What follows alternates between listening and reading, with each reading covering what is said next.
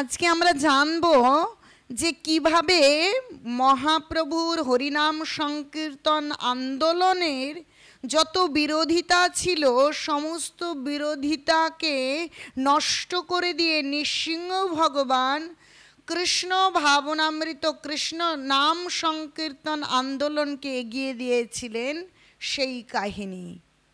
সারা জগতে কৃষ্ণ নাম প্রচার করাই ইস্কনের লক্ষ্য। যদিও কলিযুগের যুগধর্ম হরিনাম সংকীর্তন এবং জগৎ মঙ্গলকর পন্থা হল কৃষ্ণ ভক্তি অনুশীলন, তবুও কলিযুগের আসুরিক মানুষেরা কৃষ্ণ ভাবনামৃত আন্দোলনের বিরোধী। তারা চায় কৃষ্ণ নাম প্রচার বন্ধ করে দিতে। শ্রী চৈতন্য মহাপ্রভু যখন কৃষ্ণ নাম সংকীর্তন প্রবর্তন করলেন, তখন নবদ্বীপের স্মার্ত ব্রাহ্মণেরা শ্রী চৈতন্য মহাপ্রভুর বিরুদ্ধে সোচ্চার হয়ে নবদ্বীপে হরিনাম বন্ধ করার জন্য তৎকালীন নদিয়ার শাসনকর্তা চাঁদগাজীর কাছে আবেদন পেশ করেছিলেন। চাঁদগাজীও গুন্ডা পাঠিয়ে মায়াপুরে শ্রীবাস ঠাকুরের বাসভবনের অঙ্গনে সংকীর্তনকারী ভক্তদের উৎপীড়ন করতে লাগলেন। তারপর নাগরা পিটিয়ে হরিনাম সংকীর্তন বন্ধের ঘোষণা জারি হয়েছিল। শ্রী চৈতন্য মহাপ্রভু ও নিত্যানন্দ প্রভু সে সংবাদ পেয়ে চাঁদগাজী সরকারের বিরুদ্ধে আইন অমান্য আন্দোলন শুরু করলেন। লক্ষ লক্ষ লোক মশাল জ্বালিয়ে হরিনাম করতে করতে চাঁদগাজীর প্রসাদে এসে পৌঁছলেন। চাঁদগাজী ভয়ে লুকিয়েছিলেন।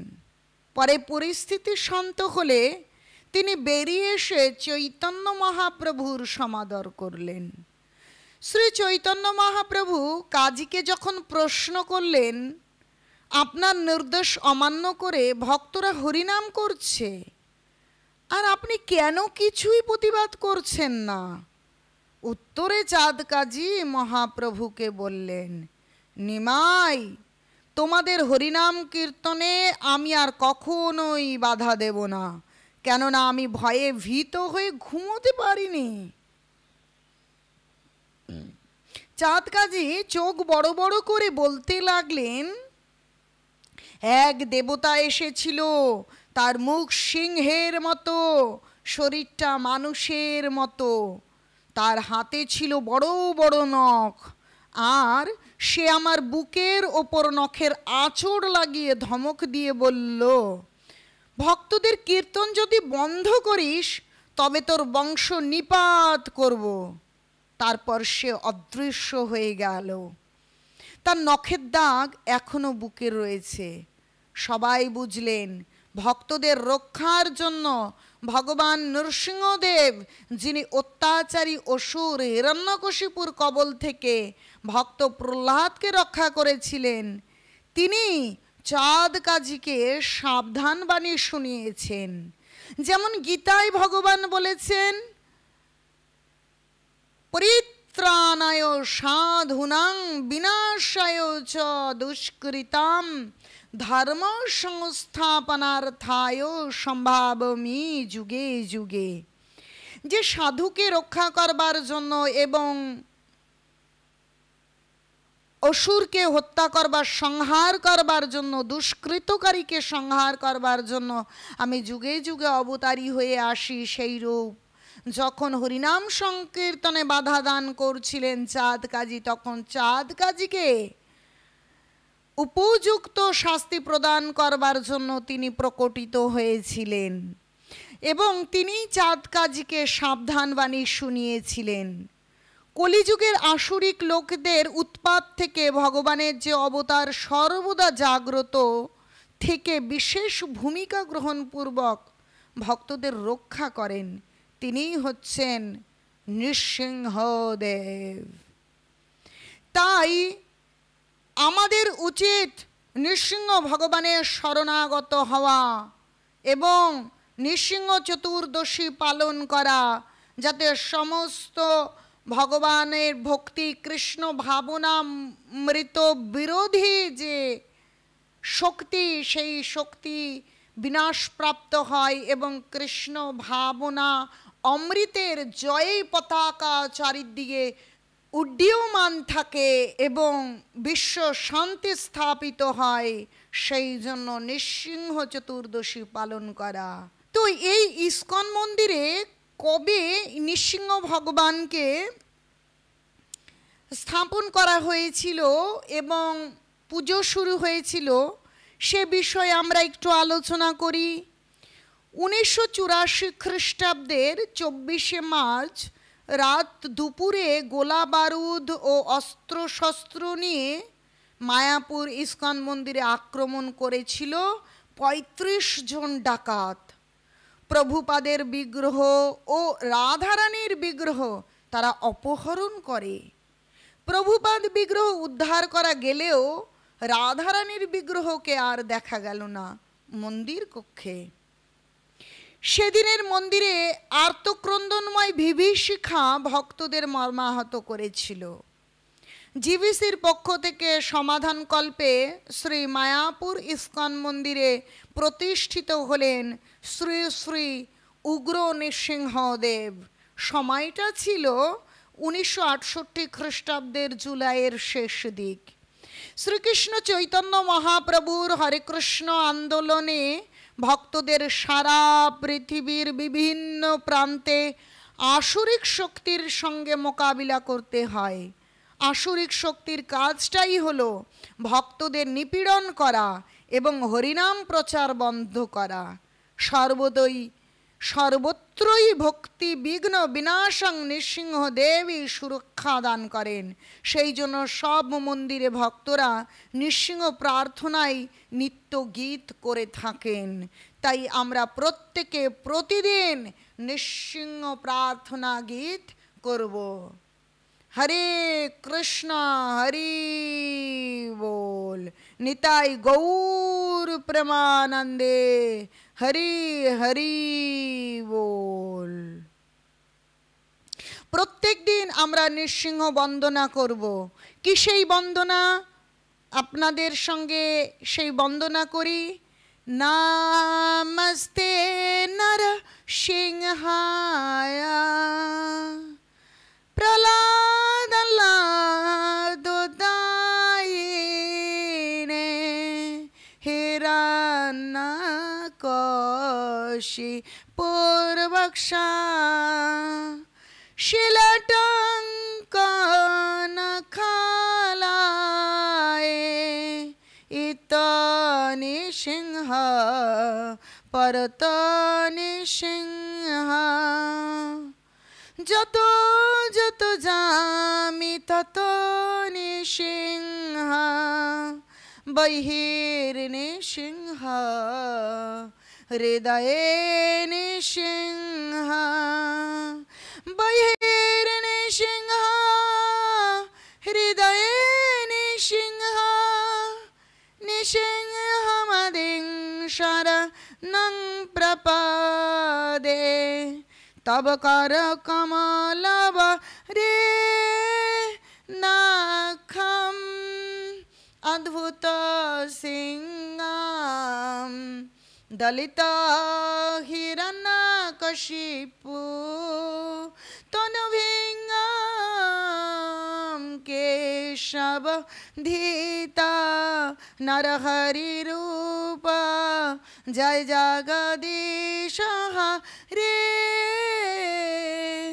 জয় জগদীশ হরে জয় জগদীশ হরে জয় নৃসিংহদেব জয় নৃসিংহদেব নৃসিংহদেব জয় নৃসিংহদেব জয় প্রহ্লাদ মহারাজ জয় প্রহ্লাদ মহারাজ প্রহ্লাদ মহারাজ জয় প্রহ্লাদ মহারাজ জয় প্রভুপাদা জয় প্রভুপাদা জগদ্গুরু শ্রীল প্রভুপাদা জয় গুরুদেবা জয় গুরুদেবা পতিত পাবন গুরুদেব নিতাই গৌর হরি বল, নিতাই গৌর হরি বল, গৌর হরি বল, নিতাই গৌর হরি বল। বাধা বিঘ্ন নাশন নৃসিংহ ভগবান কি জয়। ভক্ত শ্রেষ্ঠ প্রহ্লাদ মহারাজ কি জয়। অনন্ত কোটি বৈষ্ণব বৃন্দ কি জয়। নিতাই গৌর প্রেমানন্দে হরি হরি বল।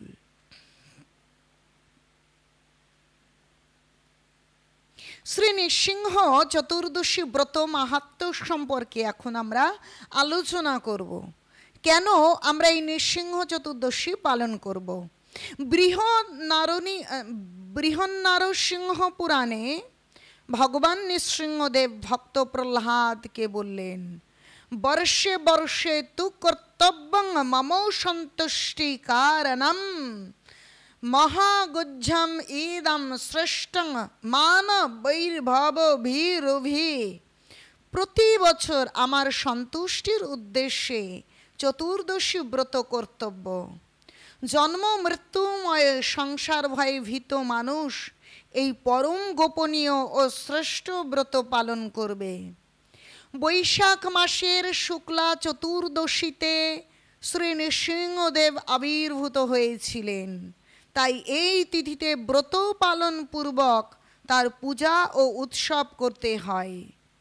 শ্রী নৃসিংহদেব বললেন, আমার ব্রতদিন জেনেও যে ব্যক্তি লঙ্ঘন করে, চন্দ্র সূর্য যতদিন থাকবে ততদিন নরক যাতনা ভোগ করবে।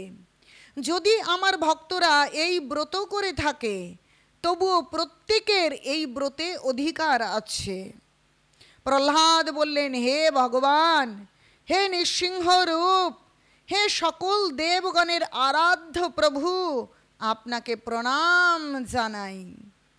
আমি জিজ্ঞাসা করছি, হে প্রভু, তোমার প্রতি আমার ভক্তি কিরূপে উৎপন্ন হলো? কিরূপে আমি তোমার প্রিয় ভক্ত হলাম? শ্রী নৃসিংহদেব বললেন, হে বুদ্ধিমান, একান্ত মনে শোনো। প্রাচীন কল্পে তুমি ব্রাহ্মণ ছিলে, কিন্তু বেদ পাঠ করনি। তোমার নাম ছিল বসুদেব এবং তুমি ছিলে বেশ্যাসক্ত। তোমার কোনো সুকর্ম ছিল না, কেবল একটি মাত্র আমার ব্রত করেছিলে, আর সেই ব্রত প্রভাবে তোমার এরকম আমার প্রতি ভক্তি রয়েছে। প্রহ্লাদ বললেন, হে নৃসিংহ, হে অচ্যুত, হে প্রভু, আমি কার পুত্র হয়ে কি করতাম?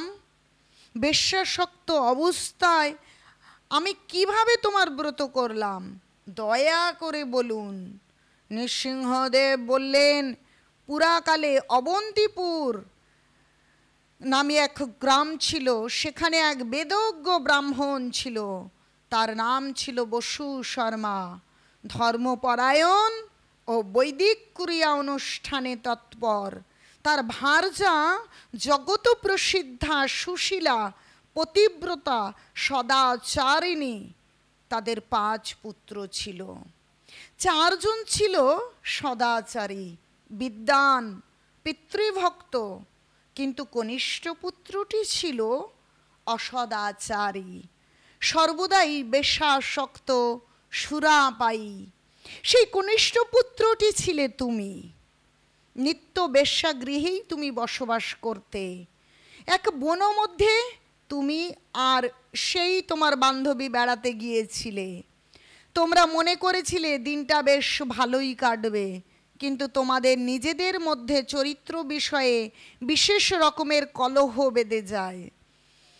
তোমাদের মধ্যে মনোমালিন্যের কারণে মৌনভাবে তোমরা আলাদা আলাদাভাবে একটি স্থানে বসেছিলে।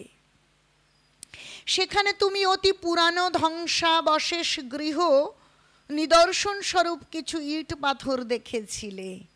সেই নির্জন স্থানে আলাদাভাবে উপবেশন করে তোমরা 2 জনেই ক্রন্দন করছিলে আপন আপন ভাবে। সারাদিন তোমরা অনাহারী ছিলে, এমনকি জল পর্যন্ত পান করনি। সারা রাতও তোমরা জাগরিত ছিলে।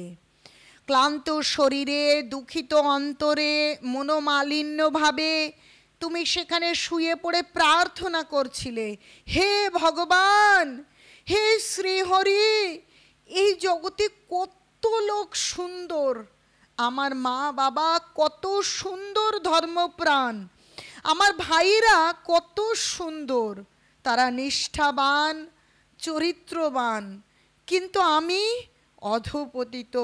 হে মহামন্দমতি, হে আমি মহামন্দমতি, আমি চরিত্রহীন, পথের পাগলের চেয়েও অধম। হে ভগবান, ভালো লোকেরা তোমার শরণাগত, আমি মূর্খ, আমি কারো শরণাগত নই, আমি অতি নিঃসঙ্গ, আমি বড় অসহায় অবস্থায় তোমার কাছে প্রার্থনা করছি। হে ভগবান, আমাকে বিশুদ্ধ জীবন দান করো, আমাকে কৃপা করো। এভাবে তুমি ক্রন্দন করেছিলে। আর তোমার বান্ধবী, সেও একান্ত মনে প্রার্থনা করেছিল, হে ভগবান, আমি সমাজের মধ্যে সবচেয়ে জঘন্য স্তরের জীব, সভ্য সমাজ থেকে আমি বিক্ষিপ্ত ও বিচ্ছিন্ন।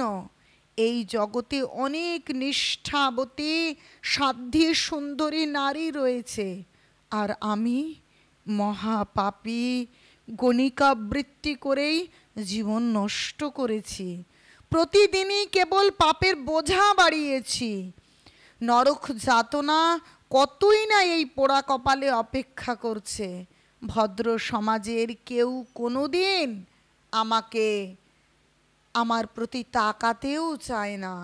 আমিও এই জগতের কোনো পথ খুঁজে পাই না। হে পরম করুণাময় ভগবান, যদি তোমার অহৈতুকী কৃপা দৃষ্টি আমার প্রতি থাকে, তবে দয়া করে আমার এই জীবন পরিবর্তন করে দাও। এভাবে সে আকুল অন্তরে ক্রন্দন করতে লাগলো। যেমন একটা গভীর গর্তে পড়ে গেলে মানুষ নিজের ইচ্ছেই ওপরে উঠে আসতে পারে না, সেই রূপ সেই নারীও সেই পাপময় পঙ্কিল জীবন থেকে উঠে আসতে পারছিল না। তাই সে সেখান থেকে উঠে আসবার জন্য পরম দয়াময়, করুণাময়, জন্ম জন্মান্তরের বন্ধু অনাদির আদি গোবিন্দের কাছে প্রার্থনা করতে লাগলেন। শ্রী নৃসিংহদেব বললেন, হে প্রহ্লাদ, সেই স্থানটি ছিল আমার প্রাচীন মন্দির। সেই দিনটি ছিল বৈশাখ মাসের শুক্লা চতুর্দশী, আমার আবির্ভাবের দিন। তোমরা উপবাসী ছিলে, রাত্রি জাগরণ করেছিলে, জীবনের কল্যাণ প্রার্থনা করেছিলে, অর্থাৎ অজ্ঞাতসারেই তোমরা আমার পরম মঙ্গলময় চতুর্দশী ব্রত পালন করেছিলে।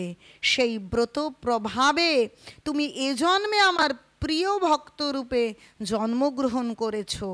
আর সেই বেশ্যা ও স্বর্গলোকে অপ্সরা জীবন লাভ করে ত্রিভুবনে সুখচারিণী হয়েছে। হে প্রহ্লাদ, আমার ব্রতের প্রভাব শোনো। সৃষ্টি শক্তি লাভের উদ্দেশ্যে ব্রহ্মা আমার এই চতুর্দশী ব্রত পালন করেছিলেন। ত্রিপুরাসুরকে বধের উদ্দেশ্যে মহাদেব এই ব্রত করেছিলেন। স্বর্গসুখ লাভের জন্যই দেবতারা আগের জন্মে আমার ব্রত করেছিলেন। বেশ্যাও এই ব্রত প্রভাবে ত্রিলোকে সুখচারিণী হয়েছে। যে সমস্ত মানুষ আমার এই ব্রত, শ্রেষ্ঠ ব্রত পালন করবে, শতকোটি কল্পেও তাদের সংসারে পুনরাগমন নেই। আমার ব্রত প্রভাবে অপুত্রক ভক্তপুত্র লাভ করে, দরিদ্র ধনশালী হয়, তেজস্কামী তেজ লাভ করে, রাজ্যকামী রাজ্য পায়, আয়ুষ্কামী দীর্ঘায়ু লাভ করে। স্ত্রী লোকেরা আমার এই চতুর্দশী ব্রত পালন করলে ভাগ্যবতী হয়।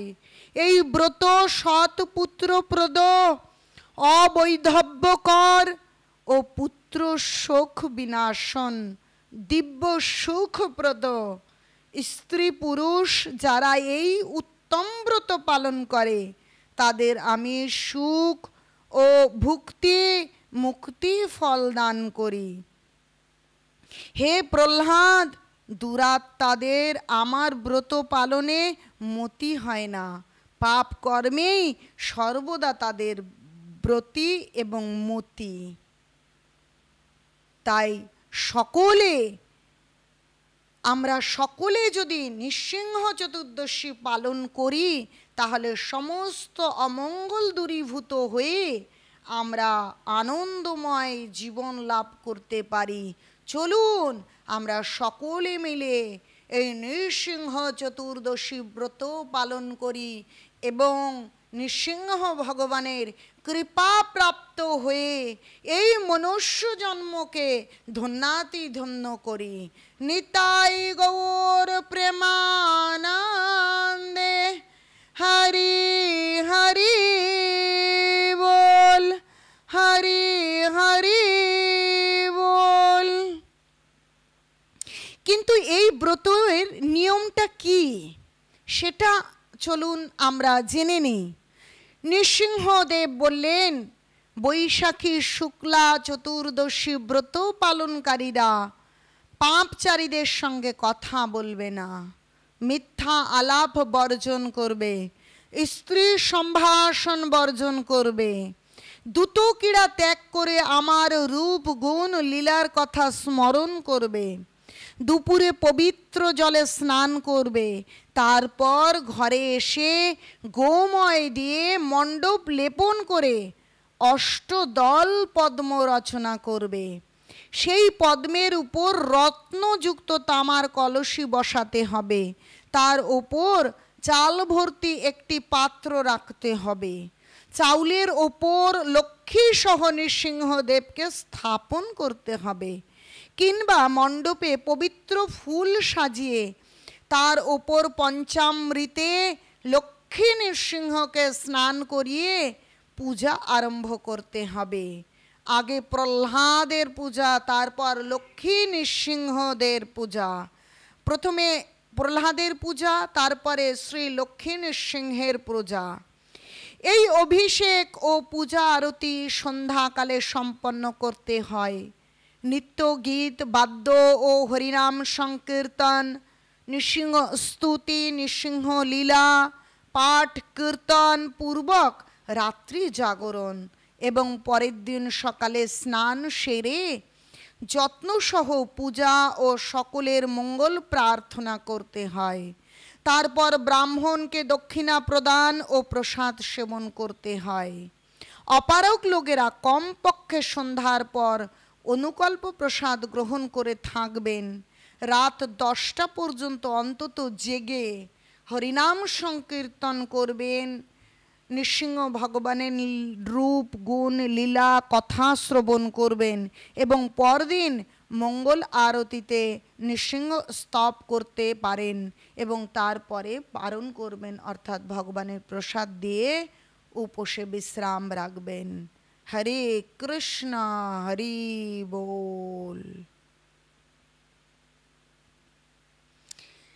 তো আমরা চলুন কৃষ্ণ ভাবনাময় প্রহ্লাদ চরিত্রকে আলোচনা করি। প্রহ্লাদ ভক্ত শ্রেষ্ঠ। তো ভক্তির গুণমহিমা যদি আলোচনা হয়, ভগবান অতীব সন্তুষ্ট হন, আর ভগবান সন্তুষ্ট হলে এই জগৎ সন্তুষ্ট হয়। বলছে যে যস্মিন তুষ্টে জগৎ তুষ্ট। ভগবান তো সন্তুষ্ট হলে সমস্ত জগৎ সন্তুষ্ট থাকে। ভগবানের ভক্ত হলে এ জগতের সমস্ত ঋণ পরিশোধ হয়। ভাগবতম সে কথা বলছেন। দেবর্ষি ভূতাপ্ত নৈনাং পিতৃণাং ন কিঙ্কর নয়ম ঋণী চ রাজন সর্বাত্মানা য শরণ্যং শরণ্যং গত মুকুন্দ পরিহিত কর্তম। যে দেব ঋষি এবং নিজের পিতা মাতা আত্মীয় পরিজন এই প্রকৃতি যে যে জায়গায় আমাদের ঋণ থাকে সমস্ত ঋণ পরিশোধ হয় যদি আমরা সেই ভগবানের অনাদি আদি গোবিন্দের চরণে সমর্পিত হয়। তাই বলছে সর্বাত্মনা সর্বাত্মকরণে কায় মনোবাক্যে আমরা অনাদির আদি গোবিন্দের চরণে সমর্পিত হতে পারি। তাই বলছে যে সর্বাত্মনা শরণং শরণং গত মুকুন্দং পরিহৃত কর্তম, তাহলে সমস্ত কর্তব্য মানে ঋণ থেকে আমরা মুক্ত হতে পারি। নচেত এই প্রকৃতি পিতা মাতা গাভী মাতা ধরিত্রী মাতা ঋষি কোনো যে যে জায়গায় জন্মের সঙ্গে সঙ্গে আমরা ঋণ হই সেই ঋণ আমরা পরিশোধ করতে কখনোই পারি না। তো চলুন সেই ভক্ত শ্রেষ্ঠ প্রহ্লাদ মহারাজের সেই আলোচনা করি।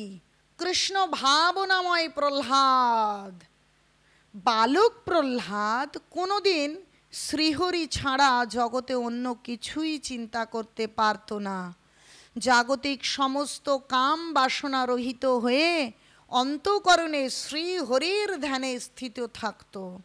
তার পিতা হিরণ্যকশিপু বিষ্ণুকে কিছুতেই সহ্য করতে পারত না।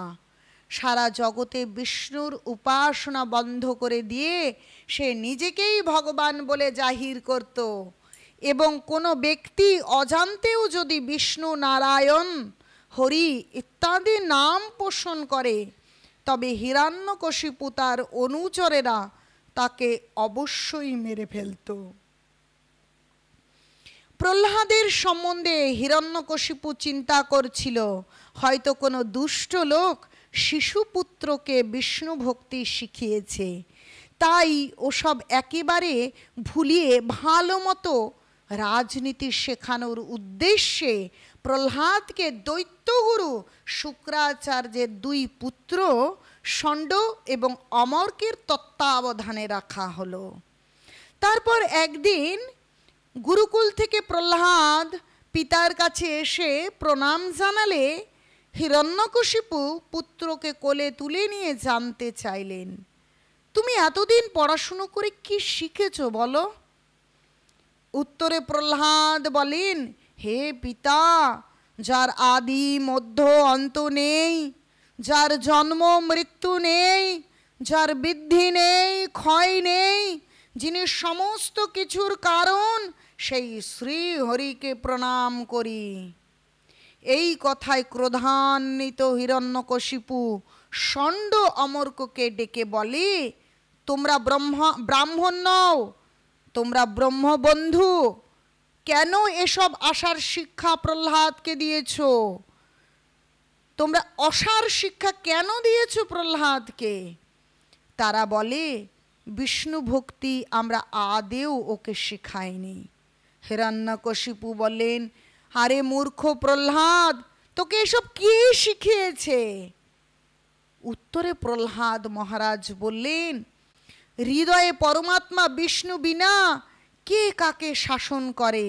হিরণ্যকশিপু বললেন পুত্রকে, আরে দুর্বুদ্ধি, আমি জগতের ঈশ্বর, আমার সামনে স্পর্ধা করে কাকে তুই বারংবার জগদীশ্বর বলছিস? সে কে? প্রহ্লাদ বলেছিলেন, শ্রী বিষ্ণুই পরমেশ্বর ভগবান, সেই বিষ্ণুই আপনার এবং সমস্ত জগতের বিধাতা, সমস্ত লোক তারই অধিকারে অবস্থিত। হিরণ্যকশিপু বললেন, আমি সিপাহীদের আদেশ করছি এই কুলাঙ্গারকে বদ্ধভূমিতে নিয়ে অবশ্যই কেটে ফেলো। এইভাবে হিরণ্যকশিপু বললেন। হিরণ্যকশিপুর হুঙ্কার শুনে অস্ত্রধারী শত সহস্র দৈত্য এসে প্রহ্লাদকে বধ করার জন্য ধরে নিয়ে গেল। প্রহ্লাদ তখন বলেছিলেন, হে দৈত্যগণ, বিষ্ণু যেমন আমাতে আছেন তেমনি তোমাদের অস্ত্রেও আছেন। এটি যদি সত্য হয় তবে এই অস্ত্র আমার কোনো ক্ষতি করতে পারবে না। দেখুন, যারা অসুর তারা বুঝতে পারে না ভগবান কোথায় আছে, কেমন ভাবে তিনি আছেন, কিন্তু যিনি ভক্ত তিনি ভগবানকে জানেন ভগবান কিভাবে আছেন। তাই গীতায় ভগবান বলছেন, ভক্তা মাম অভিজানতি যমঞ্জস্মি তত তত মং তত্তত জ্ঞাতা বিশতে তদন্তরম। ভক্ত ভক্তির দ্বারা আমাকে জানতে পারেন, স্বরূপত আমি যেমন হই তেমনটা তিনি জেনে ভগবত ধাম এবং ভক্তি লাভ করেন। তাই প্রহ্লাদ বলছেন যে ভগবান আমার মধ্যে যেমন আছে, এই অস্ত্রের মধ্যেই আছে। বলছে সর্বত পানি পাদম তৎ সর্বত অক্ষে শিরম খম সর্বত শ্রুতি মত লোকে সর্বমাবিত্ত তিষ্ঠতি। ভগবান সব জায়গায় আছে, তার পানি পাদম, তার হাত, তার পা সর্বত্র, তিনি সব জায়গায় বিরাজমান। তার চক্ষু, মুখ এবং মাথা সর্বত্র, তিনি সব জায়গার কথা শুনতে পারেন। তাই দেখুন, তার অন্তঃকরণে তিনি ভগবানকে এই রূপ জেনেছেন। তাই তিনি বলছেন যে বিষ্ণু যেমন তার মধ্যে আছে তেমনি অস্ত্রেও আছেন। তাহলে অস্ত্রে যদি থাকে তাহলে সেই অস্ত্র কিছুতেই তাকে ক্ষতি করতে পারবে না। দৈত্যরা বারংবার অস্ত্রাঘাত করলেও প্রহ্লাদের শরীরের কোনো ক্ষতি করতে পারল না। বিস্মিত হিরণ্যকশিপু তখন তার অনুচরদের আরও বেশি করে তাকে প্রহার করবার জন্য প্ররোচিত করেছিলেন। কিন্তু প্রহ্লাদ তার পিতাকে বলেছিলেন, হে পিতা, যাকে স্মরণ করলে জন্ম জরা মৃত্যুর ভয় অপগত হয়, সমস্ত ভয় অপহারী সেই অনন্ত দেব হৃদয়ে থাকতে আমার ভয় কোথায়? যে সেই অভয় চরণে যার মতি, তার আবার ভয় কোথায়? তাহলে যারা কৃষ্ণ ভাবনামৃত গ্রহণ করবেন, ভগবানকে অন্তরে হৃদয়ে ভগবানকে স্থাপন করবেন, হৃদয় মন্দিরে, বাইরে মন্দির নয়, প্রথমেই হৃদয় মন্দিরে ভগবানকে স্থাপন করতে হবে। আর হৃদয় মন্দিরে যদি ভগবান স্থাপিত হয় তার আবার ভয় কিসের? তাই বলছে বহির নৃসিংহ হৃদয় নৃসিংহ। হিরণ্যকশিপু তখন অতি ভয়ঙ্কর তীক্ষ্ণ বিষ সাপেদের সামনে প্রহ্লাদকে ফেলে দিলে মহাসর্পরা তাকে দংশন করেছিল। কিন্তু প্রহ্লাদ শ্রীকৃষ্ণের চিন্তায় এমন মগ্ন ছিলেন যে নিজ শরীরের কোনো বিষয় জানতে পারেননি।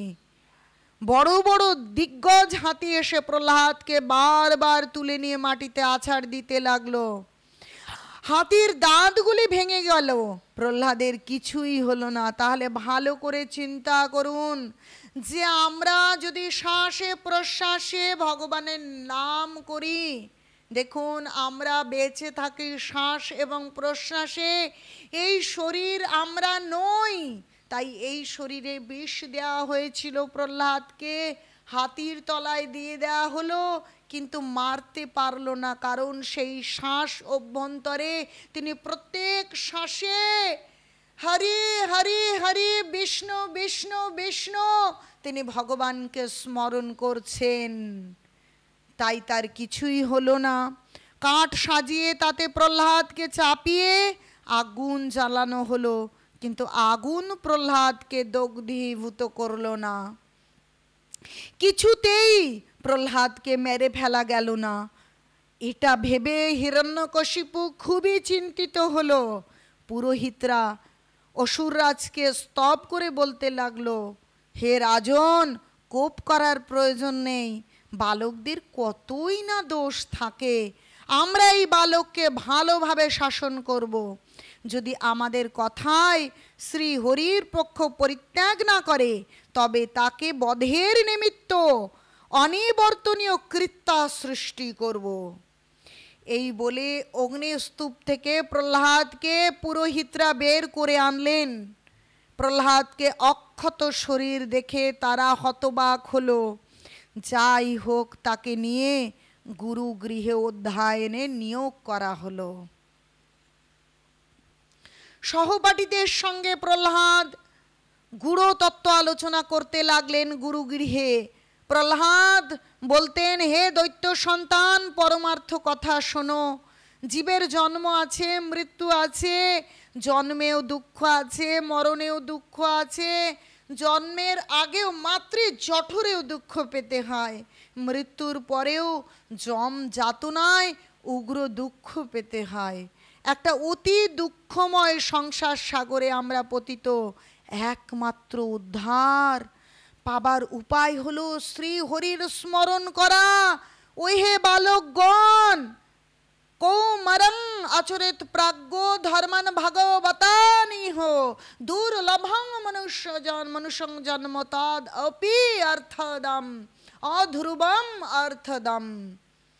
যে হে বাল্য বন্ধুগণ, তোমরা বুঝতে পারছো না, এই কৌমার বয়স থেকেই, ছোট বয়স থেকেই তোমরা ভগবানের ভজনা করো।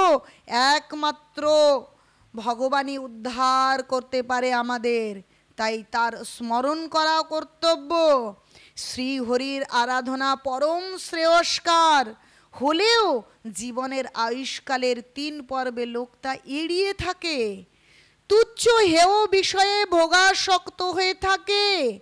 যেমন আমরা এখন বালক, বালকেরা মনে করে এখন আমি ইচ্ছা অনুসারে চলি, বাল্য চপলতায় খেলাধুলো করি, যখন বড় হব তখন শ্রেয়স্কর কাজে যত্ন নেব।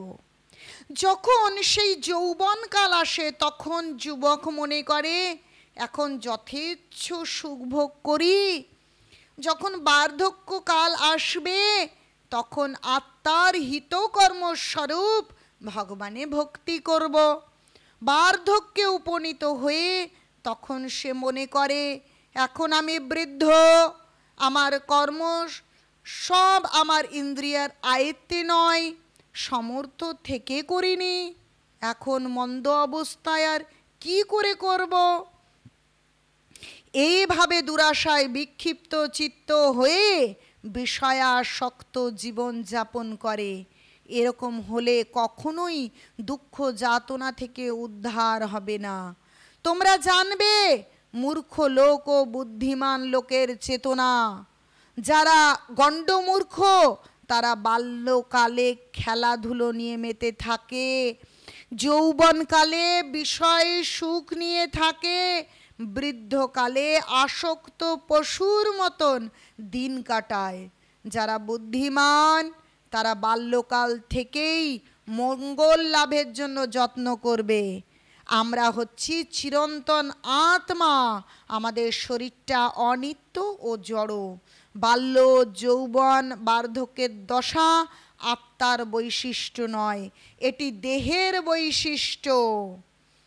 দেখুন গীতায় 2য় অধ্যায়ে ভগবান বলছেন, দেহিনস্মিন যথা দেহে কৌমারং যৌবনং জরা তথা দেহান্তর প্রাপ্তি ধীরস্তত্র ন মুহ্যতি।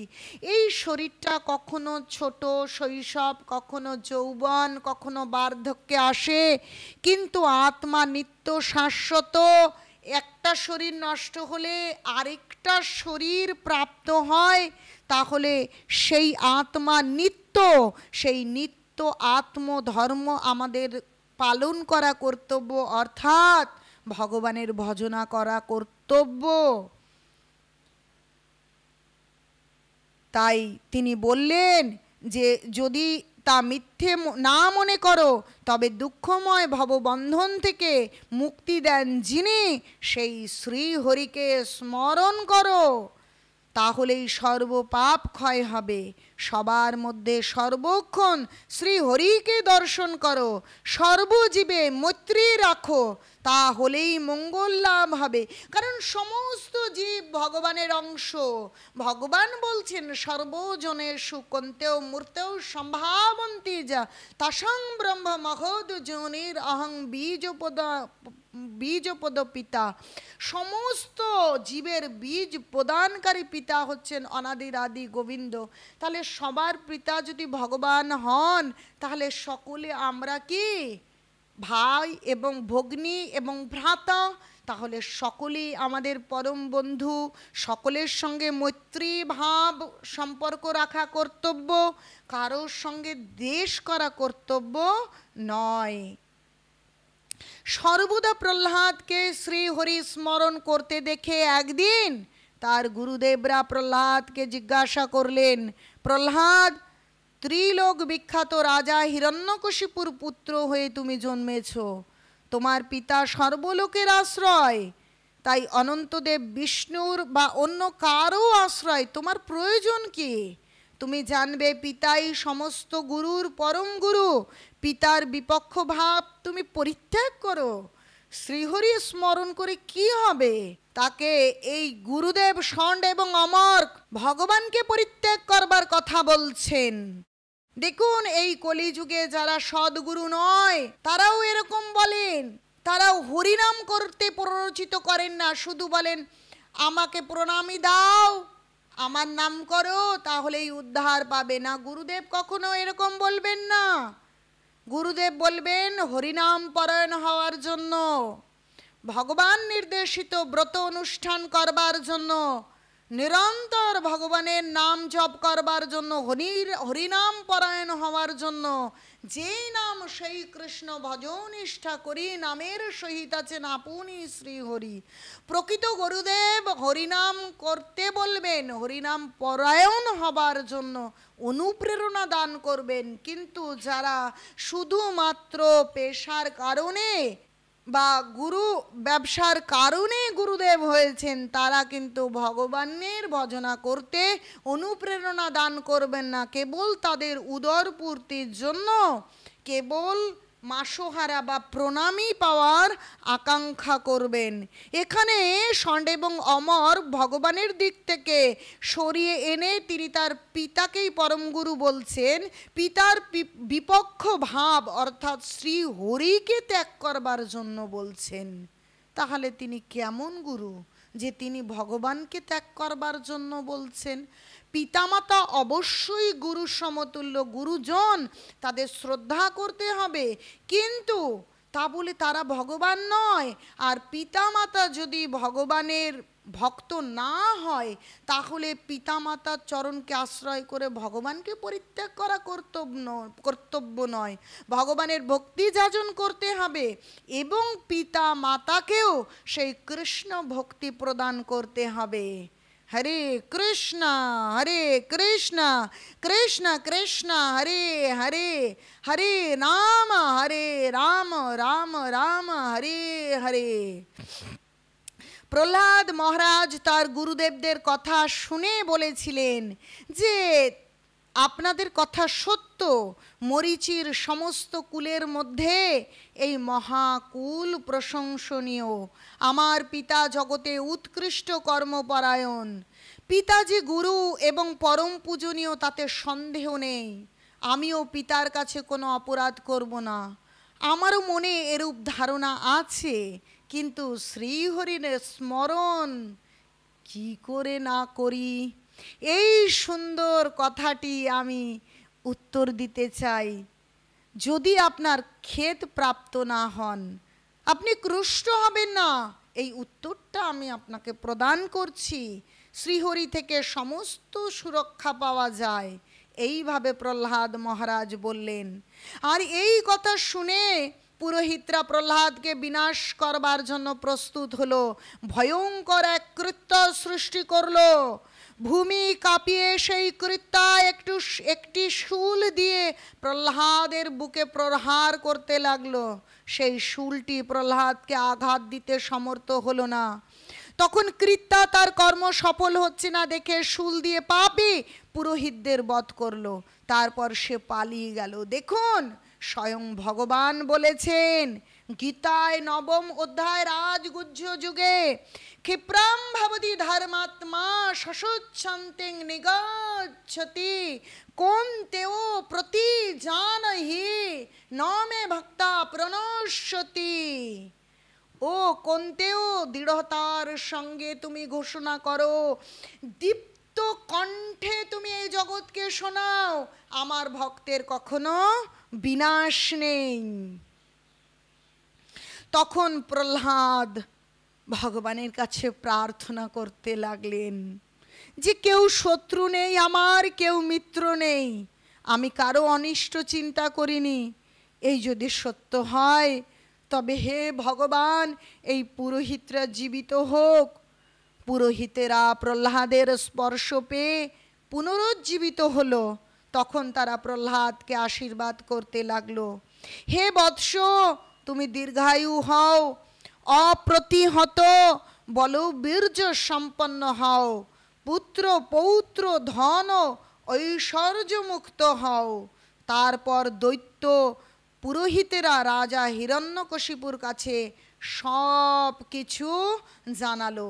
কৃত্যাও প্রহ্লাদের কাছে বিফল হয়েছে শুনে প্রহ্লাদকে ডেকে এনে হিরণ্যকশিপু প্রশ্ন করল, প্রহ্লাদ তুমি অতি প্রভাবশালী, তুমি কি কিছু মন্ত্র জানো নাকি এ তোমার স্বাভাবিক কর্ম?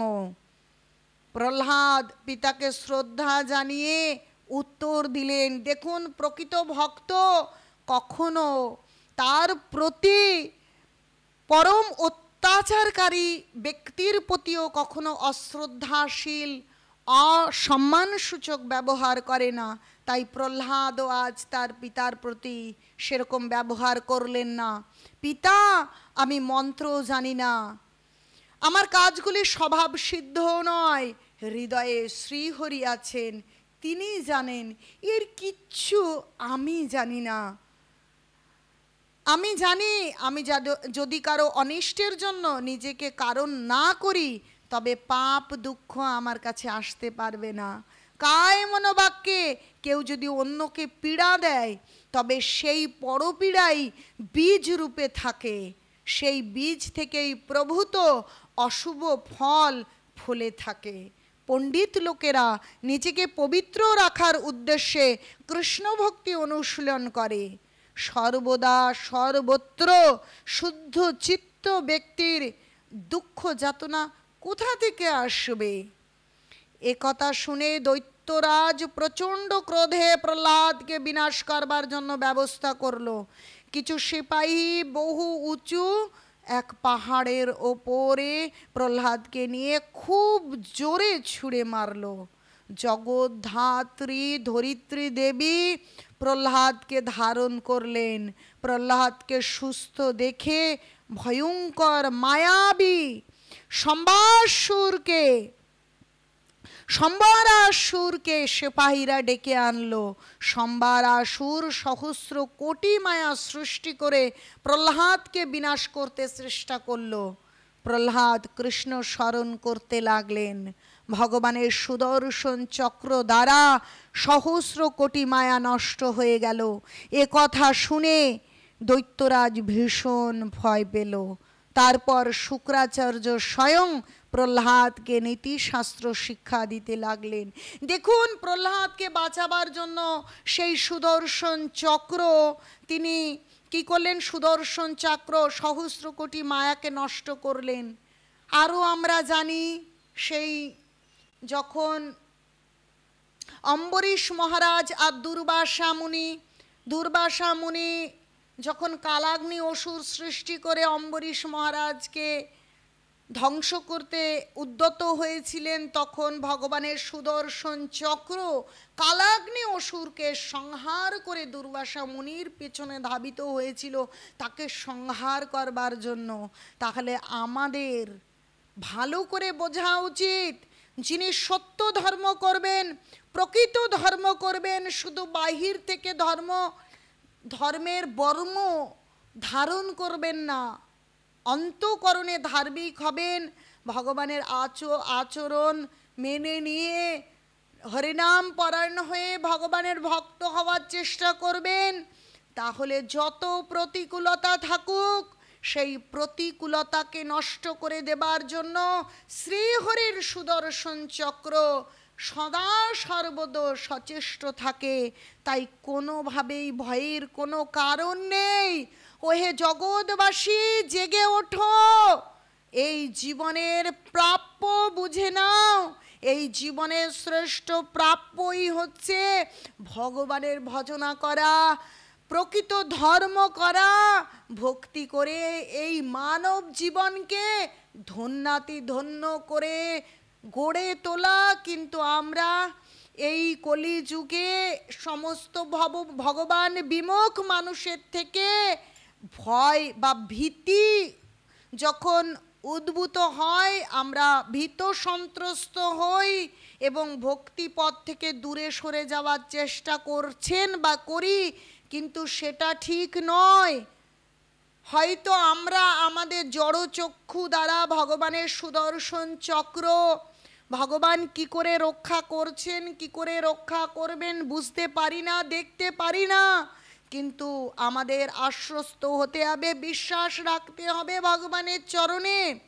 বলছে যে অবশ্য রক্ষিবে কৃষ্ণ বিশ্বাস ও পালন, যে অবশ্যই কৃষ্ণ রক্ষা করবে। অতএব আমাদের পেছন দিকে ফিরে তাকাবার দরকার নেই। যখন কৃষ্ণ কৃপায়, গুরু কৃপায়, বৈষ্ণবের কৃপায় ভগবানের নাম করাই জীবনের শ্রেষ্ঠ উদ্দেশ্য, ভগবানে ভক্তি করা শ্রেষ্ঠ উদ্দেশ্য বুঝতে পারছেন, তখন দৃঢ় চিত্ত হয়ে ভগবানের ভজনা করতে হবে। কোনো ভয়ে ভীত সন্ত্রস্ত হলে চলবে না, আমাদেরকে ভগবানের ভজনা করতেই হবে। এবং তা হলেই আমরা কে জীবনে ধন্য হতে পারবো। নচেত এত সুন্দর শরীর, এত সুন্দর জীবন, এত বিদ্যা, এত ডিগ্রির কোনো মূল্য নেই। বলছে সেই সে বিদ্যার ফল জানিও নিশ্চয়ই, যদি কৃষ্ণ পাদ পদ্মে চিত্তবৃত্তি রয়। যে চিত্ত, এই মন, এই বৃত্তি যদি ভগবানের চরণে না থাকে, তাহলে ওই ডিগ্রিতে কি হয়? সেই বিদ্যায় কিছুই হয় না। বিদ্যার উদ্দেশ্য নহে বিশ্ব জয়, বিশ্বপতিরে সেবিলে বিদ্যা শ্রেষ্ঠ হয়। তাহলে আমরা সুন্দর মনুষ্য জীবন পেয়েছি, আমরা অধ্যয়ন করতে পারি, তো অধ্যয়ন করে যদি ভগবানের শাস্ত্র, ভগবানের গীতা দেওয়া, গীতা ভাগবতম অধ্যয়ন করে ভগবত ভক্তি যাজন না করতে পারি, তাহলে এই মনুষ্য জীবন অধ্যয়নের কি মূল্য রইল? তাই আপনারা জেগে উঠুন, কৃষ্ণ ভক্তি যাজন করুন, আর মনুষ্য জীবনকে সার্থক করে তুলুন। একদিন শুক্রাচার্য প্রহ্লাদ মহারাজকে নীতিশাস্ত্র শিক্ষা লাভ দিচ্ছিলেন। হিরণ্যকশিপু তখন প্রহ্লাদকে প্রশ্ন করলো, প্রহ্লাদ, বন্ধু শত্রু মধ্যস্থের প্রতি রাজা কিরকম ব্যবহার করবে?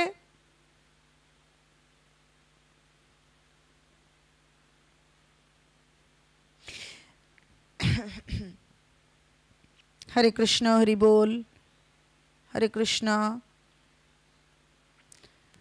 একদিন শুক্রাচার্য হিরণ্যকশিপুকে বলেছিলেন, প্রহ্লাদ এখন নীতিশাস্ত্র শিক্ষা লাভ করেছে।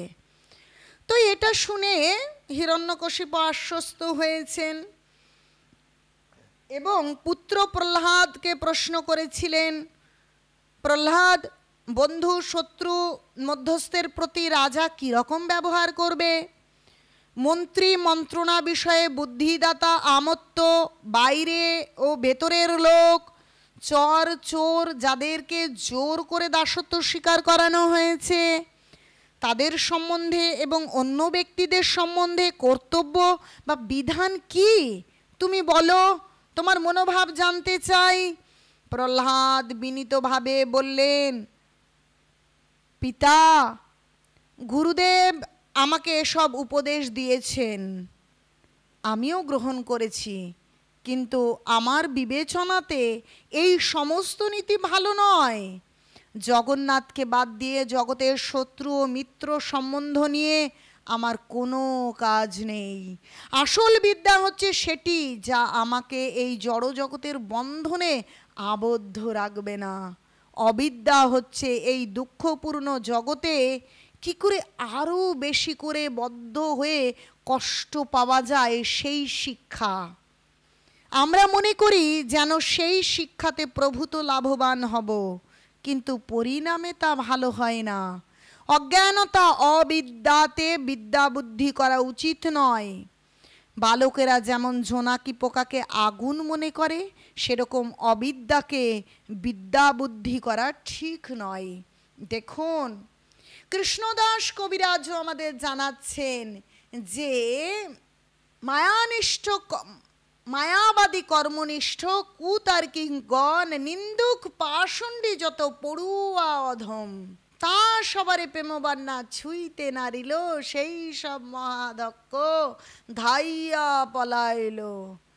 যারা এই জড়বিদ্যায় পারদর্শী তাদেরকে কৃষ্ণ প্রেম ভক্তি স্পর্শ করে না, তারা নিরানন্দময় জীবনের দিকে ধাবিত হয়। তাই এই জড়বিদ্যাকে কি বলছেন জানেন? বলছে জড়বিদ্যা যত মায়ার বৈভব, তোমার ভজনে বাধা, মোহ জনমিয়া জীবকে করো হে গাধা। যেই জড়বিদ্যা কেবল ভগবানের ভজনে বাধাই সৃষ্টি করে, আর তোমার ভক্তিতে কে তোমার ভক্তিতে বাধা সৃষ্টি করে আর জীবকে গাধায় পরিণত করে। কেবল ভার বহনকারী যেমন গাধা যেমন ভার বহন করে, তার জীবনের অন্য কোনো সার্থকতা নেই, পরমার্থ নেই, তেমনি যারা শুধুমাত্র জড়বিদ্যা লাভে আগ্রহী তাদের সেই বিদ্যা মানুষকে সেই গাধায় পরিণত করে। শুনতে অবশ্য খারাপ লাগছে, কিন্তু এটাই সত্যি। প্রভুপাদ বারবার বলেছেন ধর্মহীনা মানব পশুভেই সমান। মানুষ জড় পশুর মতন, ভার বহনকারী পশুর মতন, যদি প্রকৃত ধর্ম সে না যাজন করে। সবাই তো রাজ্য চায়, রাজত্ব চায়, ধন চায়, তবুও ভবিতব্য যা ততটুকু ছাড়া বেশি কিছু কেউ পায় না। নীতি জ্ঞানহীন ওষুধদের ভাগ্যেও রাজ্যভোগ ঘটে, কিন্তু কয়েকদিনের মধ্যে সব কিছুই হারাতে হয়। একমাত্র অনাদি অচ্যুত পরমেশ্বরের প্রীতি উদ্দেশ্যে সব শিক্ষা সব কর্ম নিয়োজিত হলে চিরকালের জন্য সমস্ত ক্লেশের ক্ষয় হয়। দেখুন, জড় জগতের মানুষ গীতা ভাগবতমের জ্ঞান গ্রহণ করছে না, আর কেবল গদিকে রক্ষা করবার জন্য হিংসা মারামারি অনেক কুটিলতার আশ্রয় নিয়ে নিজে ভোট প্রাপ্ত হয়ে গদি রক্ষা করবার প্রচেষ্টা চালিয়ে জীবনকে উদ্বিগ্নময় করে তুলছে। কিন্তু বলছে সবাই তো রাজ্য চায়, রাজত্ব চায়, ধন চায়, তবুও ভবিতব্য যা ততটুকু ছাড়া বেশি কিছু পায় না। নীতি জ্ঞানহীন অসুরদের ভাগ্যেও রাজ্যভোগ ঘটে, কিন্তু কয়েকদিনের মধ্যে সব কিছুই হারাতে হয়। তাহলে সেই অস্থায়ী অনিত্য বিষয় নিয়ে কেবল নিজের মধ্যে উদ্বেগ সৃষ্টি করে নিজের এত সুন্দর জীবনকে মূল্যহীন করে দেওয়া, কারণ এই জীবন চলে গেলে আর ভগবত ভক্তি করতে পারবো কিনা সে বিষয়ে সন্দেহ আছে। তাই ওই বিষয় নিয়ে নিবিষ্ট থাকার কারণে, নিমগ্ন থাকার কারণে প্রকৃত উদ্দেশ্য যে কৃষ্ণ ভজন, সেই ভজন সাধিত হচ্ছে না। সেই বিষয়টা সকলের অনুধাবন করা উচিত। এই রূপ কথা শুনে হিরণ্যকশিপু ক্রোধে প্রহ্লাদের বুকে পদাঘাত করেছিলেন এবং জ্বলন্ত অগ্নির মতন হয়ে তার মন্ত্রীদের বলেছিলেন যে, হে বিপ্রচিত্ত, হে রাহু, হে বল, তোমরা এক্ষুনি একে পাথরে বেঁধে মহাসমুদ্রে নিক্ষেপ করো। এই দুরাত্মা থাকলে সমস্ত লোক এর অভিমত অবলম্বন করবে।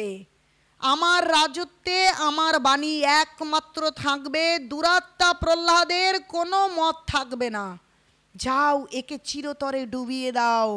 দেখুন, যখন কেউ কৃষ্ণ ভক্তি যাজন করছে এবং জগতে কৃষ্ণ ভক্তি প্রচার করছে, অসুর রূপী মানুষ তাকে কি করছে, তাকে ডুবিয়ে দেওয়ার চেষ্টা করছে, মেরে ফেলবার চেষ্টা করছে, যাতে এ জগতে কৃষ্ণ ভক্তি প্রচার না হয়। তাহলে যে অসুর রূপী মানুষদের দৌরাত্ম্য করবার আর কোনো জায়গা থাকবে না।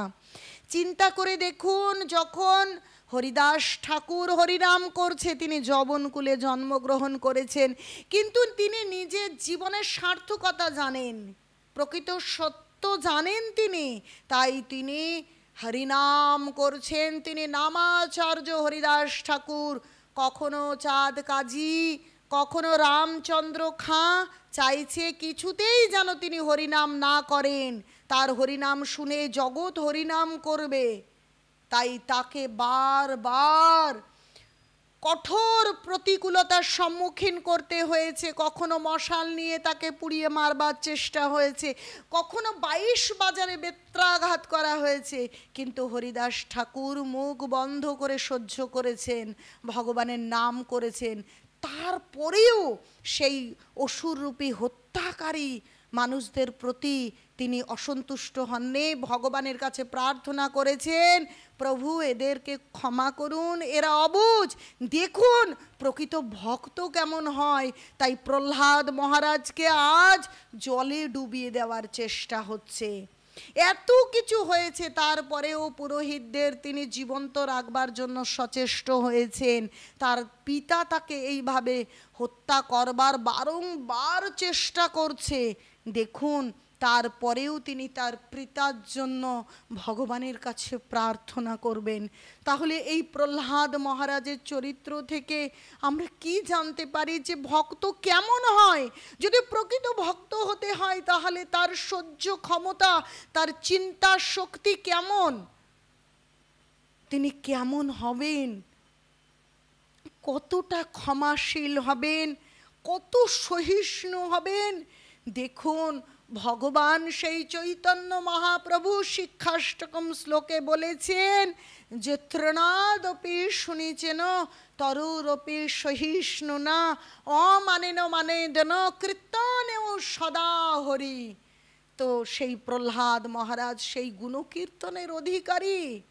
দেখুন, তিনি তৃণের মতন ছোট হয়েছেন এবং বৃক্ষের মতন, তরুর মতন সহ্য করেছেন সমস্ত প্রতিকূলতাকে, কিন্তু দৃঢ় চিত্তে অবিচলিতভাবে ভগবানের নাম করেছেন, ভগবানে ভক্তি করেছেন। সমস্ত অসুরেরা প্রহ্লাদকে নিয়ে বিশাল পাথরের চাইয়ের সঙ্গে আষ্টে পৃষ্ঠে বেঁধে সাগরে নিক্ষেপ করলো। তারপরও বহু বহু পরিমাণে পাথর নিক্ষেপ করে নিমজ্জিত প্রহ্লাদকে চাপা দিতে লাগলো, যেন সমুদ্রকে অনেক পর্বত দিয়ে আবৃত করা হলো। প্রহ্লাদ শ্রীকৃষ্ণকে ধ্যান করতে লাগলেন, তার কোনো দিকে ভ্রুক্ষেপ নেই। পাথর দিয়ে বেঁধেছেন না পাথর দিয়ে চাপা দিয়েছেন, কোনো দিকে ভ্রুক্ষেপ নেই। তার মন প্রাণ কেবল হরি হরি, বিষ্ণু বিষ্ণু, তিনি নিমগ্ন হয়ে আছেন ভগবানের নামে, ভগবানের ভক্তিতে। সেই সময় সমুদ্র চঞ্চল হয়ে উঠল, বসুন্ধরা কম্পিত হলো, পর্বত সরে গেল। প্রহ্লাদ সহ সমুদ্রের কিছু তলদেশ উপরে উঠে এলো। প্রহ্লাদ যেন স্বপ্ন থেকে জেগে উঠলেন, তারপর স্তুতি করতে লাগলেন, হে ভক্তের ভগবান, হে অভক্তের ভগবান, তোমায় প্রণাম। দেখুন তার এই প্রার্থনার মধ্যে দিয়ে যে তিনি কেবল ভক্তের ভগবান নয়, তিনি অভক্তের ভগবান, তিনি সতের, তিনি অসতের, তিনি শূদ্রের, তিনি ব্রাহ্মণের, তিনি হিন্দুর, তিনি মুসলিমের, তিনি ধনী, তিনি দরিদ্রের, সর্বজগতের তিনি ভগবান, তিনি সকলের, কোনো ভেদ হয় না। আমরা কেবল আমাদের জড় বুদ্ধির জন্য ভেদাভেদ করে, কেবল হিংসা দ্বন্দ্ব মারামারি করে জীবনের মূল্যবান সময়কে অপচয় করছি, তছনছ করে দিচ্ছি। এত সুন্দর যে ভক্তি জীবন করে জীবন ধন্য করতে পারি, সেই ফসল সৃষ্টি হওয়ার সম্ভাবনাকে আমরা নষ্ট করে দিচ্ছি। তাই দেখুন তিনি বলছেন, হে ভক্তের ভগবান, হে অভক্তের ভগবান, তোমায় প্রণাম। ভক্তের কাছে তুমি সৌম্য মধুর রূপ, অভক্তের কাছে তুমি করাল ভয়ঙ্কর রূপ, তোমাকে প্রণাম। ভক্তের কাছে তুমি প্রকাশ স্বরূপ, অভক্তদের কাছে তুমি অপ্রকাশ বা নির্বিশেষ ব্রহ্মরূপ, তোমাকে প্রণাম। হে বাসুদেব, হে কৃষ্ণ, হে হরি, হে আদি কারণ, তোমাকে প্রণাম। তদ্গত চিত্তে প্রহ্লাদ শ্রীহরির স্তব করতে লাগলেন। তখন ভগবান শ্রীহরি আবির্ভূত হলেন। প্রহ্লাদ সম্ভ্রমে উঠে পড়ে শ্রীহরির পাদ পদ্মে প্রণতি নিবেদন করলেন। তারপর প্রহ্লাদ বললেন, হে আরাধ্য প্রভু, হে শরণাগতের দুঃখহরি কেশব, আমার প্রতি প্রসন্ন হও, আমাকে দর্শন দিয়ে আমাকে পবিত্র করো। ভগবান শ্রীহরি বললেন, প্রহ্লাদ, আমার প্রতি তোমার স্থিরতর ভক্তির জন্য আমি প্রসন্ন হয়েছি, এখন আমার কাছ থেকে ইচ্ছা মতো বর চাও। প্রহ্লাদ বলেছিলেন, হে নাথ, হে অচ্যুত, আমার কর্মবিপাকে জগতে হাজার হাজার বার জন্মগ্রহণ করলেও প্রতি জন্মে জন্মে যেন তোমার প্রতি আমার সর্বদা ঐকান্তিক ভক্তি হয়। দেখুন, প্রকৃত ভক্তের ভগবানের প্রতি কি চাইবার আমরা প্রার্থনা করতে জানি না, তাই মহাজনদের পদাঙ্ক অনুসরণ করে আমাদের প্রার্থনা করতে হয়। যে আমরা কি চাইব ভগবানের কাছে আমরা জানি না। দেখুন প্রহ্লাদ কি চাইছেন, হে নাথ, হে অচ্যুত, আমার কর্মবিপাকে জগতে হাজার হাজার বারও যদি জন্ম হয়, প্রতি জন্মে জন্মে যেন তোমার প্রতি আমার সর্বদা ঐকান্তিক ভক্তি হয়। তাই বলছে, ভক্ত স্বর্গ চায় না, নরক চায় না, এমনকি ভগবত ধামও চায় না। সে যেখানেই থাকুক, যে জীবনই প্রাপ্ত হোক না হোক, ভগবানের প্রতি অহেতুকী ভক্তি প্রার্থনা করে। বিষয়াসক্ত লোকেরা বিষয় ভোগে যেমন অবিচলিত প্রীতি এবং বিষয় চিন্তা ছাড়া থাকতে পারে না, তেমনি তোমার চিন্তা আমার মন থেকে যেন কখনো অপসৃত না হয়। ভগবান বললেন, প্রহ্লাদ, আমার প্রতি তোমার স্থির ভক্তি তো আছেই, এখন আরো অন্য বর প্রার্থনা করো। প্রহ্লাদ বলেছিলেন, হে আরাধ্য প্রভু, আমি যখন তোমার স্তব করতে উদ্যত হই, অমনি আমার পিতা আমার প্রতি বিদ্বেষ করতে শুরু করে। সেজন্য তার যে অপরাধ হয়েছে তা নষ্ট হোক। তার নির্দেশে অনেক অসুর আমাকে অস্ত্রাঘাত করে আগুনে নিক্ষেপ করেছে, জ্বলন্ত তেল কড়াইতে ফেলেছে, বিষ খাইয়েছে, সমুদ্রে ছুঁড়ে মেরেছে, পাথরে চাপা দিয়েছে। এভাবে অসংখ্য উৎপীড়ন অসৎ ব্যবহারের কারণে পিতার এবং তাদের মহান অপরাধ থেকে তাদের সবাইকে মুক্ত করুন। দেখুন প্রকৃত ভক্ত কেমন হয়। বলছে, যে দেশে যে কুলে বৈষ্ণব অবতারে, তাহার প্রভাবে লক্ষ যোজন নিস্তারে। যে দেশে যে কুলে প্রকৃত ভক্ত জন্মগ্রহণ করে, সেই লক্ষ যোজন তার ফলে নিষ্কৃতি লাভ করে। এবং যে কুলে জন্মগ্রহণ করে শুধু তিনি নয়, তার উত্তর পুরুষ, তার পূর্বপুরুষ উদ্ধার লাভ করেন। দেখুন, এত শাস্তি প্রদান করবার চেষ্টা করেছে, এতবার মেরে ফেলবার চেষ্টা করার পরেও প্রহ্লাদ মহারাজ কে যখন ভগবান বর চাইতে বলছেন, তিনি বলছেন, হে ভগবান, তুমি আমার পিতাকে ক্ষমা করো। তার যে অপরাধ হয়েছে তাকে তুমি সেই অপরাধ থেকে মুক্ত করো। তার কারণে কত অসুর আমার প্রতি অন্যায় আচরণ করেছে, তাদেরকে তুমি ক্ষমা করো। দেখেছেন শ্রেষ্ঠ ভক্ত কেমন? প্রহ্লাদ সেখান থেকে রাজপ্রাসাদে প্রত্যাবর্তন করলেন এবং এই বলে শ্রীহরি শ্রীহরি কি বললেন, যে তিনি সকলের জন্য প্রার্থনা করলেন ভগবানের কাছে। শ্রী ভগবান বললেন, প্রহ্লাদ, তোমার কথায় তারা অপরাধ মুক্ত হবে, কারণ শ্রেষ্ঠ ভক্তের কথা ভগবান অবশ্যই রাখেন। যখন কোনো ভক্ত অন্য কারোর হয়ে ভগবানের কাছে সুপারিশ করেন, কৃপা চান, তাই বলছে বৈষ্ণবের কৃপায় আমরা কৃষ্ণ ভক্তি পেতে পারি। তাই শ্রেষ্ঠ বৈষ্ণব, শ্রেষ্ঠ ভক্ত প্রহ্লাদ মহারাজ সেই তার পিতা এবং তার পিতার নির্দেশ পালনকারী অসুরদের হয়ে যখন ভগবানদের কাছে প্রার্থনা করেছেন, তখন ভগবান বলছেন, তোমার কথায় তারা সবাই অপরাধ মুক্ত হবে।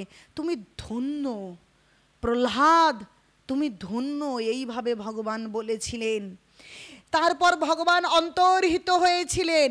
প্রহ্লাদ সেখান থেকে রাজপ্রাসাদে প্রত্যাবর্তন করেছিলেন। আর প্রহ্লাদকে দেখে সকলে বিস্ময়াভূত হলেন। আরে কি তো পাথর বেঁধে সাগরে ফেলে দেওয়া হয়েছিল, এ আবার রাজপ্রাসাদে এলো কি করে? হিরণ্যকশিপু জানতো যে কালও নিত্য আর আত্মাও নিত্য, অতএব বহু জন্ম যদি লাগে লাগুক, তপস্যা করবেন সে, যে তপস্যার প্রভাবে ব্রহ্মার পদও লাভ করতে পারা যায়।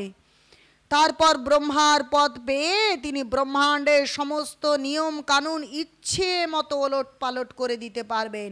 সমস্ত দেব দেবী তার পূজা করবে, তার আইন মেনে চলবে।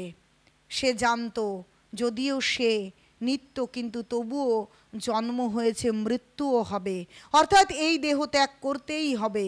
এ কথা জেনেও সেই এই দেহ ও এই জীবন চিরস্থায়ী করবার পরিকল্পনা করলো। কিভাবে এই জীবন চিরন্তন করতে হবে, অমর হতে হবে, সেই জন্য সুতীব্র তপস্যা করলেন, ব্রহ্মার তপস্যা করলেন। ব্রহ্মা যখন বর দিতে আসবেন, তখন তিনি অমরত্ব চেয়ে নেবেন, এই পরিকল্পনা করলেন।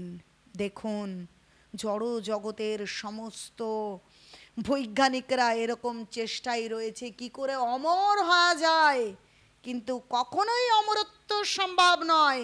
কারণ গীতায় স্বয়ং ভগবান বলেছেন, আ ব্রহ্মা ভুবনাল্লোকা পুনরাবর্তী নো অর্জুন মামু পেত্তা তু কন্তেও পুনর্জন্ম ন বিদ্যতে। যে পুনর্জন্ম অবশ্যম্ভাবী, মৃত্যু অবশ্যম্ভাবী, স্বয়ং ভগবান বললেন। কিন্তু তারপরেও এই কলিযুগের বৈজ্ঞানিকরা সেটা বিশ্বাস না করে অমর হবার প্রচেষ্টায় তাদের মূল্যবান জীবন সেই যে তাদের পরীক্ষাগারে নিমজ্জিত রেখে শ্রীহরির চিন্তায় নিমগ্ন হতে পারলেন না, জীবন কাটিয়ে দিলেন রাসায়নিক পরীক্ষাগারে। তো দেখুন, হিরণ্যকশিপুও এরকম চিন্তা করে অমর হবার চেষ্টায় তিনি তপস্যায় ব্রতী হলেন। দৃঢ় সংকল্প নিয়ে হিরণ্যকশিপু তপস্যার জন্য মন্দর পর্বতের উপত্যকায় উপস্থিত হলেন। পায়ের আঙুলের ওপর ভর করে দাঁড়িয়ে ঊর্ধ্ব বাহু হয়ে আকাশে দৃষ্টি নিবদ্ধ করে অনাহারে অত্যন্ত কঠোর তপস্যা শুরু করলো। সুদীর্ঘ ৩৬,০০০ বছর ধরে তপস্যা করতে লাগলো। এই রকম কঠোর তপস্যা কেউ কোনোদিন করেনি, করবেও না। হিরণ্যকশিপুর জটা থেকে প্রলয়কালীন সূর্যের কিরণের মতন অসহ্য উজ্জ্বল দীপ্তি বিচ্ছুরিত হতে লাগলো। তপস্যার প্রভাবে তার মাথা থেকে বিচ্ছুরিত অগ্নি ও ধূম সারা আকাশ জুড়ে ছড়িয়ে পড়েছিল। তার তাপে সমস্ত গ্রহলোক উত্তপ্ত হয়ে উঠেছিল, নদী সমুদ্র ক্ষুব্ধ হয়েছিল, পর্বত দ্বীপ সহ ভূপৃষ্ঠ কম্পিত হচ্ছিল, গ্রহ নক্ষত্রগুলো বিক্ষিপ্ত হচ্ছিল, 10 দিক জ্বলে উঠেছিল, স্বর্গলোক ছেড়ে দেবতারা ব্রহ্মলোকে চলে গিয়েছিলেন। দেবতারা ব্রহ্মার কাছে মিনতি সহকারে জানালেন ব্রহ্মা যাতে সর্বলোক ক্ষয়কারী সেই উপদ্রব নিবারিত হওয়ার উপযুক্ত ব্যবস্থা অচিরেই গ্রহণ করেন। তারা হিরণ্যকশিপুর মতলব ব্রহ্মার কাছে বিশ্লেষণ করছিলেন। তো হিরণ্যকশিপুর এই যে তপস্যা, এই তপস্যায় হংসবাহন ব্রহ্মা সন্তুষ্ট হলেন এবং ব্রহ্মা হিরণ্যকশিপুর কাছে উপস্থিত হলেন। কিন্তু হিরণ্যকশিপুকে প্রথমে দেখতেই পাননি, কেননা দীর্ঘদিন অতিবাহিত হওয়ার ফলে হিরণ্যকশিপুর শরীর উই ঢিপি ঘাস বাঁশ ইত্যাদিতে আচ্ছাদিত ছিল। পিঁপড়েরা তার চামড়া মেদ মাংস রক্ত খেয়ে ফেলেছিল। কেবল অস্থিতেই প্রাণবায়ু ধারণ করে হিরণ্যকশিপু বেঁচেছিল। অদ্ভুত ব্যাপার। ব্রহ্মা মন্ত্রপুত জল সেচন করে সম্বোধন পূর্বক বলেছিলেন, হে কাশ্যপ মুনির পুত্র, ওঠো, তোমার মঙ্গল হোক, তুমি তপস্যায় সিদ্ধি লাভ করেছ, তাই আমি তোমাকে বর দিতে এসেছি। তোমার বাসনা অনুসারে বর প্রার্থনা করো, আমি তোমার বাসনা পূর্ণ করতে চেষ্টা করব। এই কথা ব্রহ্মা বলেছিলেন। হিরণ্যকশিপু পুনরায় সর্বাঙ্গ সুন্দর শরীর ফিরে পেয়ে শ্রী ব্রহ্মাকে প্রণতি নিবেদন পূর্বক ব্রহ্মার স্তুতি করতে লাগলেন। ব্রহ্মা তাকে অমরত্ব বিনা অন্য যথেচ্ছ বর চাইতে বলেছিলেন, কেননা ব্রহ্মা জানিয়েছিলেন যদিও ব্রহ্মাণ্ডের অনন্যদের তুলনায় তার নিজের আয়ুষ্কাল অতি দীর্ঘ, তবুও তিনি অমর নন। ব্রহ্মার আয়ুষ্কাল অতি দীর্ঘ, কিন্তু তিনি অমর নন। কিন্তু হিরণ্যকশিপু তৎক্ষণাৎ গভীরভাবে চিন্তা করেছিলেন যে অমরত্ব কথাটি বাদ দিয়ে ছলে বলে অমরত্বই চাইতে হবে। তাই সে বললেন যে, হে শ্রেষ্ঠ বরদাতা, আপনি যদি আমার অভীষ্ট বর দান করতে যান তাহলে এই বর দিন যাতে আপনার সৃষ্টির কোনো প্রাণী থেকে আমার মৃত্যু না হয়। ব্রহ্মা বললেন, তথাস্তু।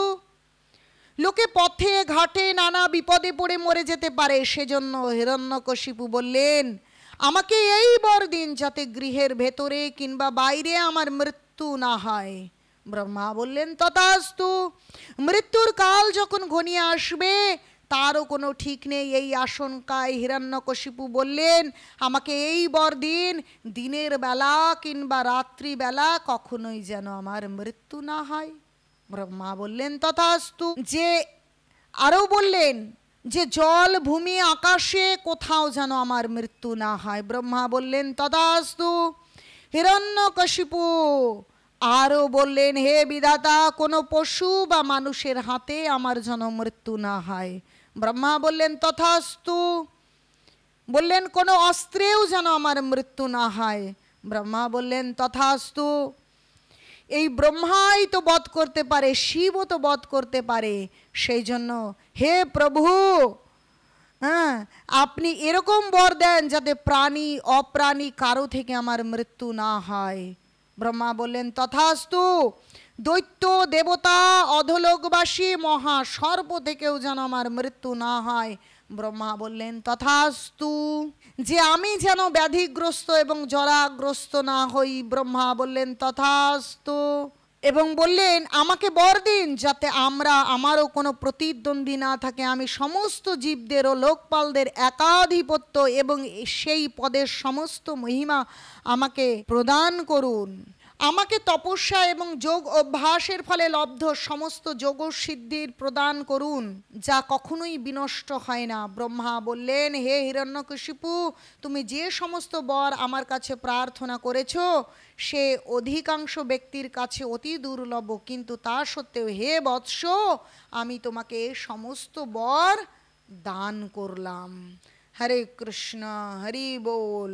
निताई गौर शीतनाथ प्रेमानंदे। हरि हरि बोल, हरि हरि